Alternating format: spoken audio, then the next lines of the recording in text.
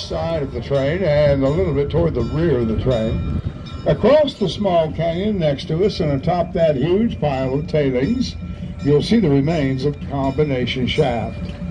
Now, the combination shaft at one time was the deepest mine in the world.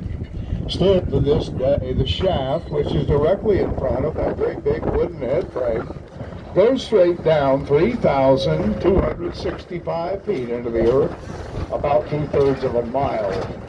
The combination shaft was a joint mining effort between 4 mining companies on the Comstock. In their wisdom, they thought a main vein of ore existed directly under that spot. If they sunk that mine shaft, they'd all become very rich. But there was a couple problems.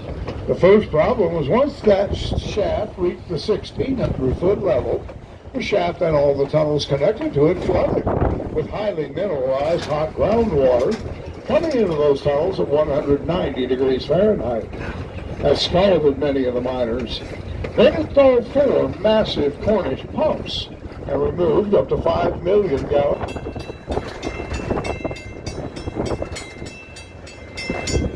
Now, folks, we're about to pass underneath a 160-year-old ore trestle. This is how ore was brought from mines on the west side of the rails over to that crusher mill on the east side. Now, as we go underneath this trestle, I'd like you folks to take a look at those large rocks laying on the ground underneath it.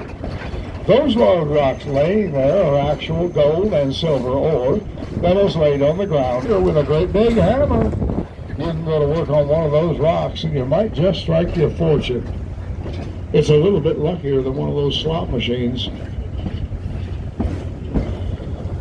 When mining began on the Comstock Lode around 1860, construction began in February 1869 with 1,500 workers employed to build the line.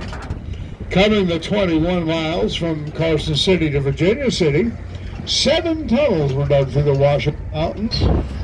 One time, this was tunnel number 5 of those 7 tunnels between Carson City and Virginia City. When that highway was built in 1932, they took the whole top off the mountain and did what's called daylight the tunnel. Now, that did work out pretty well. If you folks will look outside, you'll notice it's daylight right now.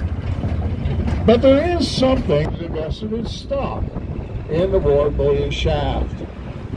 And as soon as all that money cleared the San Francisco Stock Exchange and ended up as cash in those 2 fellas' pockets, well, folks, at that time, those 2 fellas just smiled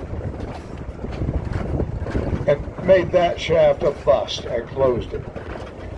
But don't feel too bad now for all those people that got swindled out of all their money investing in it. They all did get something. They all got the shaft. Wildlife that roam here. We do have those herds of wild mustangs, and of course we're very proud of them. We also have a lot of coyote, mule deer, black-tailed deer, jackrabbits, cottontails. We've got the cutest ground squirrels this side of the Sierra Nevadas. We've got the red-tailed hawk, the California quail, and the bad boys of the desert as well, the Great Basin rattles. On the bluff nearest us, you'll see the remains of the East Yellow Jacket mine. The East Yellow Jacket mine was one of the highest producing mines on the Comstock Lode. It's also the site of the greatest disaster ever on the Comstock. In late 1869, a fire broke out at the 800-foot level in the East Yellow Jacket shaft. And that fire took the lives of 39 miners. Eventually, they were able to recover 34 of those poor souls, but 5 of them were simply never found. That fire was sealed off in the parts of the shaft and the tunnels it was burning in. It continued to burn for 2.5 years.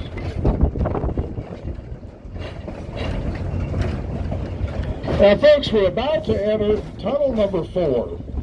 For those of you who might be afraid of the dark,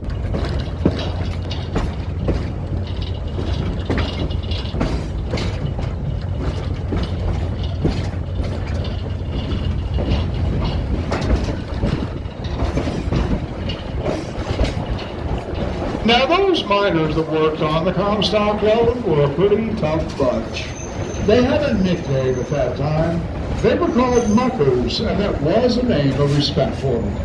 They would work in those mines 6 days a week, 8 hours a day, in temperatures around 120 degrees at the lower levels.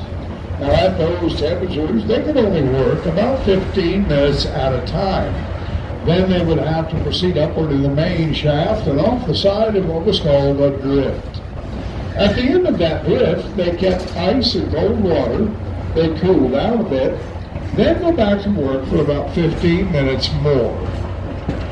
During that period of time, miners around the world made about 80 cents a day for their labor.